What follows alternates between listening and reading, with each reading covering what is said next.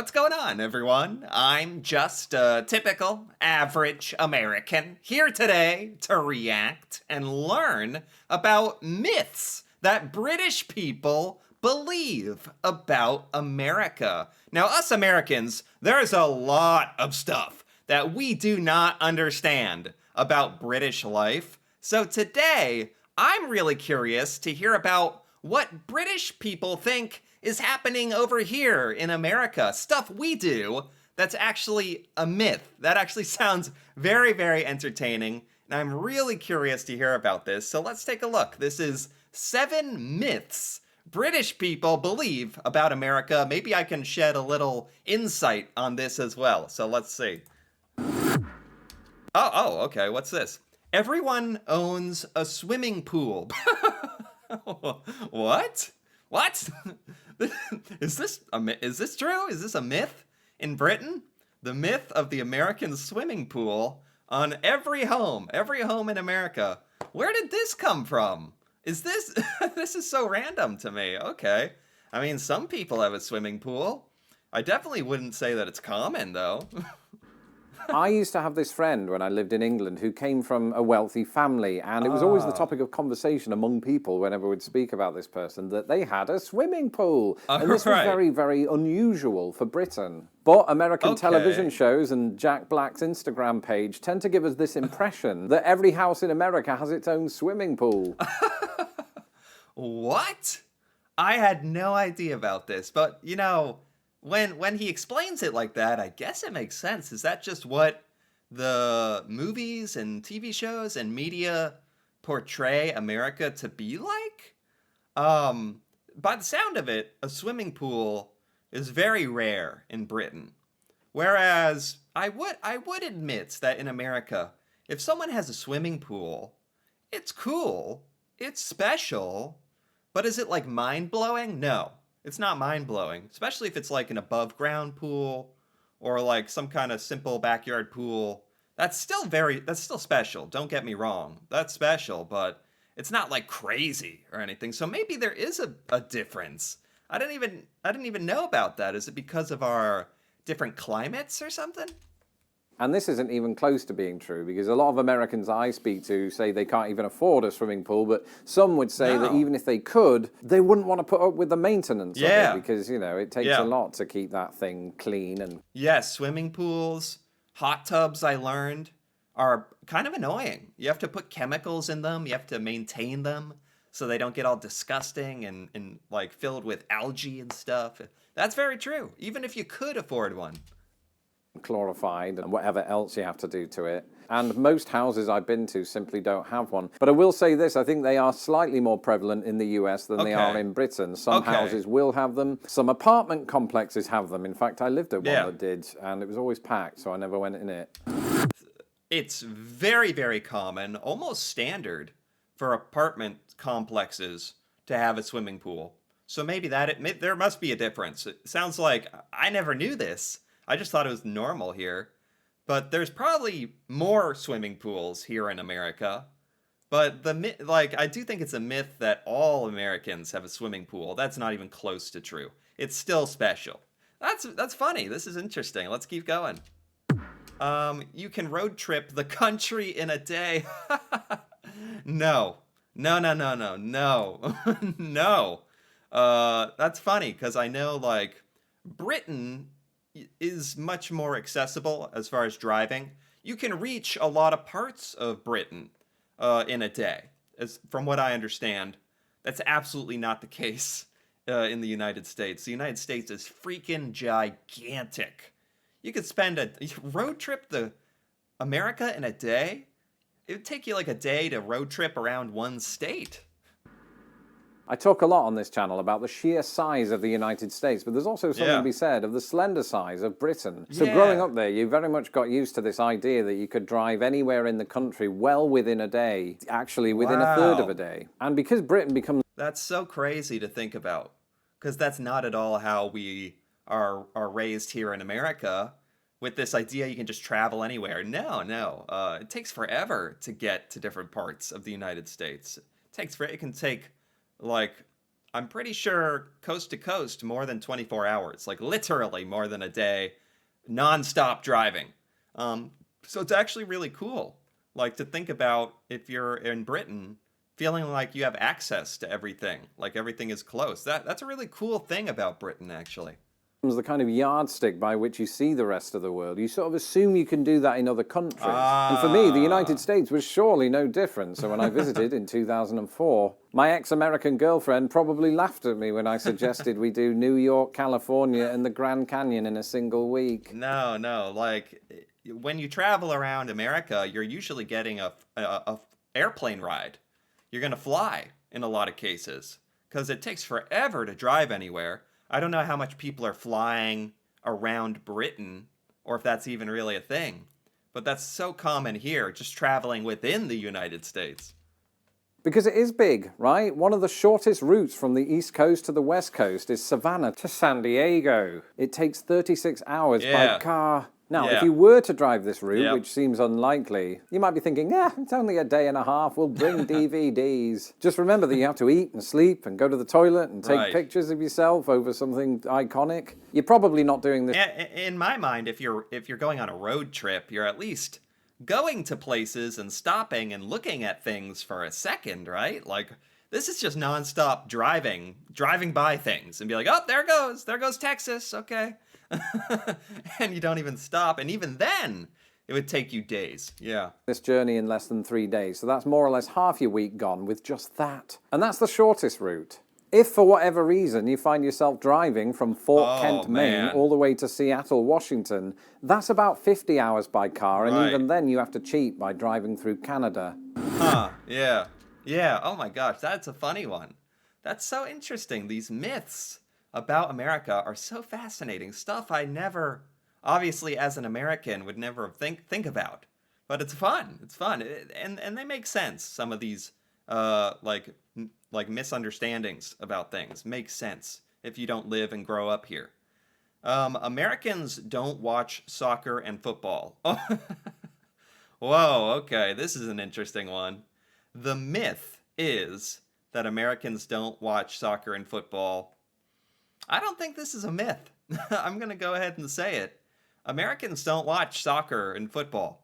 What we call soccer, but the rest of the world calls football.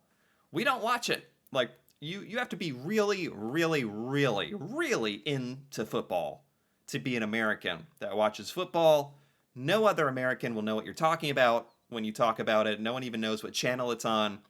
This is not a myth. This is true, I'm going to say. Americans don't watch it. Like, I'm sorry. I think this is true. I am old enough to remember the 1994 World Cup, and for those of you who don't remember it, it was staged here in the United States. And at the time, I remember a lot of the narrative coming out of the Really? British media was that the United States and its people don't care about football/soccer. But now that I live here, I've discovered that that is still sort of true. Yeah. But not to the degree I thought it would be. I mean, sure, soccer is still way behind the big four, so NFL, baseball, hockey, and basketball. But whenever Yes, I've been for into one of sure. those authentic British-style pubs that you find in the United States, and there's a football match on from the Premier League, there's usually quite a lot of people in there, and I know what you Nah, I mean, this is because he's going to a bar or a pub that is specifically going to cater football fans. Like in the general American public, nobody follows football. Like that's just a fact. And football, soccer is played a fair bit. It's played. I even played soccer growing up. A lot of kids play soccer growing up. So it's played a fair bit here in the United States, but not watched. You'd have to go to this like football style British pub in America, wherever that is. thinking, ooh, Lawrence, that's just other English immigrants. And that is partly true, but you'll hear a lot of American accents too. And, you know, they'll be Okay. bashing the referee along with the rest of us. Not literally, we get a bit Okay. rowdy. And here in Chicago, where you have the Chicago Fire, I often meet soccer fans proudly wearing the jersey of Manchester United. And Okay. once every 4 years, we have this little thing come around called the World Cup. And if the United States is involved in that, as they are at this one, Americans start to take an interest until That's fair. If America is involved in the tournaments or doing well in the event, some of us might start to care a little bit, but it really does take that much. They lose to England this Friday. The other thing to mention is that soccer is played quite widely in American schools, Yes, right? You'll just be yes. driving down That's the road true. and you'll be like, oh, there's a goalpost in America, and they're all over the place. And this is because American girls and boys seem to play soccer all the way throughout their education and That's then true. just stop. Although some do go on to play professionally, and in the case of the women's team, routinely win the World Cup. True. And while we're on the subject of television... True, but even though the women's American football team did very well, even then, you'd be really hard pressed to find an American who actually watched the game. Seriously. It's kind of sad, actually. They probably deserve more of our support, honestly. Visual feasts, that brings us on to this. Americans pronounce words wrong. What does this mean? What is this? We pronounce words wrong. How can we pronounce it wrong if that's the way we pronounce it? So this is the myth? I mean, I think it's true we pronounce a lot of words differently to how British people pronounce words, but does that make it wrong? That's kind of your own personal choice. If you think it's wrong, whatever. It's right here, so that makes it a myth in a way. I'm a little confused by this. Ah, yes, that long-held belief that it is in fact Americans who are wrong with their pronunciations. Well, firstly, has anyone ever stopped to consider that maybe none of us are wrong? Right, But there yeah. isn't a right Yeah. way to say aluminium, there are just different ways. And Whew, that's a big one. That's a big, I had to pause it there. Aluminium and the way we say it, aluminum. Man, that's a big difference. That's hard to gloss over. Aluminium, aluminum. Holy cow. Who's saying it right? I don't know. secondly, I constantly get surprised while researching for this channel that American pronunciation of words or spelling of words or just the words themselves are often more in line with the word's origin. Take the word herb, for example, and watch my YouTube short about that very thing. The H, which most Americans drop, was originally silent in French. The way Americans... Wait a minute. Hey, wait a minute. Maybe there's a little argument to be made here that us Americans are pronouncing it the proper way. But I truly believe there is no proper way. Language is language. It communicates something. That's its purpose. If you understand, then it's serving its purpose and is therefore correct, right? Wherever you are. pronounce the L's differently when they say paella is very much in line with how they do it in Spain. Our own British offering of paella isn't. And I could run down hundreds more examples, but that's what my YouTube shorts are for. Okay. This is great. These are funny. These are funny to me. These myths British people believe about Americans. Americans are rude. British people believe Americans are rude. What a shock. My whole worldview has been blown open. Oh, no. Oh, no. I've heard this one before. It's actually a compliment here to be on this list, because he's saying this is a myth. And I think this is a bit of a myth as well. I think, in general, Americans are more rough around the edges than a lot of other parts of the world. Our culture, we don't say sorry very much. We're a bit more straightforward and loud and rude and opinionated. That's true. But I think that's a myth that Americans are just like all these rude, annoying people. If you come to America, it's very likely you're going to meet a lot of Americans who are genuinely very friendly, kind, still with that sort of rough around the edges American culture that we have. But, so many people are actually genuinely nice people, truly. During my life on this planet, I've definitely heard British people make the assertion that Americans are rude. And it's a weird thing because, of course, there are rude Americans. You're never going to get rid of those. But there are rude British people, too. And rudeness is something you pretty much find everywhere. And I have to say, at least in the Midwest, where I've lived in about 4 different cities now, I don't feel like I've encountered a higher degree of rudeness here than I did in the UK. Wow. From his anecdotal point of view, he doesn't even think he's encountered that much more rudeness in America, which is very, very promising to hear, actually. I'm surprised. A whole, just like with the UK, most people try to be polite. Actually, if Yeah. anything, in the UK we have this thing among friends known as banter, in which we call each other names that if I Right. said right now would probably get me demonetized. Right, right. If anything, friends in Britain are ruder to each other as a form of love, in a way. That's funny. Whereas when Americans are being mean and rude, we mean it. We're just being mean and rude. So that's kind of a funny difference. And you know, in my experience, that banter does spill over into rude territory because sometimes Uncle Toby doesn't know when he's gone too far. So rudeness is sort of relative, and I tend to believe that there are no higher percentage of rude Americans than any other people on Earth. Okay. Nice. Nice. I like to hear that. I think Americans are more like outspoken, opinionated, maybe overconfident, that kind of thing. I think that is true. But we're not all rude. That's funny.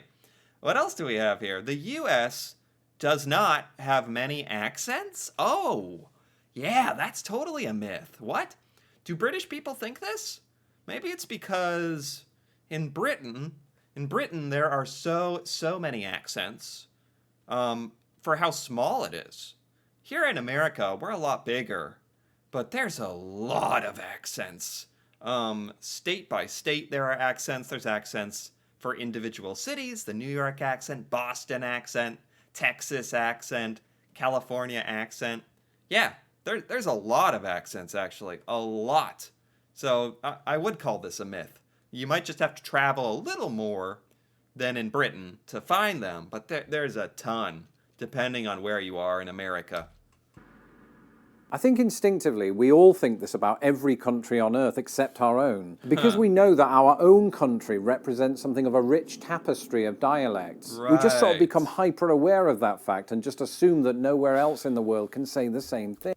Right, and you know what else? That's a great point. And also, when you listen to other people speak around the world, I have this problem. I have trouble distinguishing different accents within Britain, within other parts of the world, like distinguishing different accents in countries. Even though if you live in that country, it's probably very, very obvious and very easy to tell those accents apart. So I'm kind of an example of why you might think, oh, other countries don't have as many accents as us. Because I hear all of our accents, but I can't really tell the others. That kind of makes sense to me. Thing. And because I grew up in Britain, I was very much attuned to the fact that we had various Yorkshire dialects, Scouse, Mancunian, Geordie, Right. Scottish dialects, Welsh dialects, Irish dialects, Oh my Cockney. God. But I didn't have that same awareness of American dialects. To us, there's just three. There's General American, whatever that is. There's the dialect used by mobsters in films set in New York. And then the South. And that's about it. But it was only... Wow. That's so funny to hear. That's so interesting to hear this from the other point of view, the British point of view. There's the typical American accent, which is probably what I sound like. Then there's like the gangster accent, like, hey, see, I'm gonna stick you up and rob the bank. Like that? Gangster? Old-timey gangster? I don't know. And southern accent, like, hey, y'all, how y'all doing today?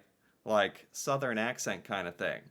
Okay, that makes sense because those are like very prominent, like obvious accents, but maybe a lot of the more obscure accents get lost on British people, or British people don't even get to hear those accents very often, I guess.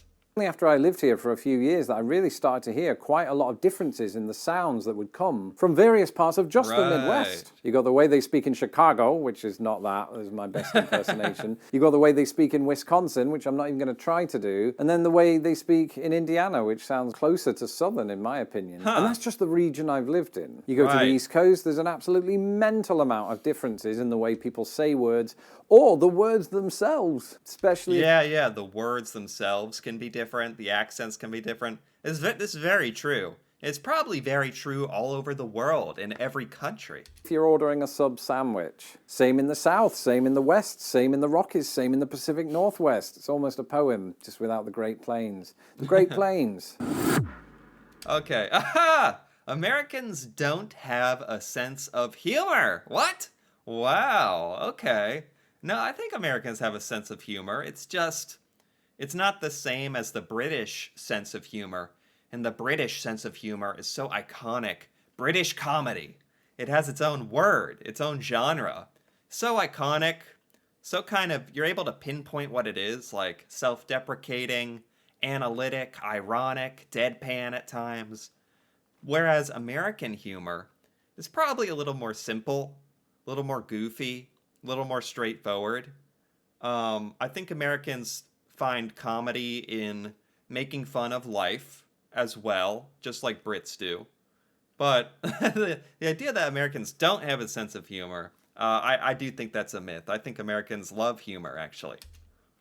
And finally, I've touched on this before, I think that Americans, much like Germans, often get this reputation that they don't have a sense of humour. Huh. What we actually mean when we say that is they don't have a British sense of humour. How dare America Right. differ from that in any conceivable way? But they do. They Right. even spell humour differently, which should have been our first clue. One of Right, right. Americans probably more often don't understand the British sense of humor, and Americans are not as willing to make fun of ourselves as Brits are and be introspective. So there are aspects to British humor Americans don't relate to as much. That this does make sense in that kind of way. the chief accusations that you'll hear from the British is that Americans don't understand sarcasm. That to them, the concept Sarcasm. of irony is reserved for the nation's industrial workers. That was a joke about iron. But this has never been my experience. Long before I moved to the United States, I recognized these very traits in the onion, both the satirical Right. rag and the vegetable, Right, whose right. comedy doesn't get enough credit for how multi-layered it is. And if you're interested in this subject and you would Yeah. The Onion, there's publications that do like very, very sarcastic observational humor about the world and society. Yeah. like a more detailed breakdown on how these differences manifest, then check out my video, 5 Ways British and American Humour is Very Different. But that's it for this episode. Let me know in the comments below some of the myths that you... All right. There we have it. That was fascinating. That was fun. I didn't know there were all these preconceived ideas British people had about America I've never thought about before, which makes sense, of course, because I'm American. So this was a fun kind of point of view to look at. This was by Lost in the Pond, and I got to give this a like because that was very good and really, really fun to actually hear about. And I actually feel like I learned something about how Brits think and how they view Americans with some of this stuff. And some of these myths were actually true, which was funny, like how we don't watch football. But a lot of these myths were maybe partially true, but over-exaggerated ideas of American culture, probably. But really interesting to look at, and I enjoyed this. Anyway, if you enjoyed this as well, feel free to give this video a like or leave a comment with your thoughts on any of these myths that British people believe about America. And if you're interested in more videos like this, me reacting to Britain and British culture, feel free to subscribe for more. And until then, thanks for watching, and see you next time.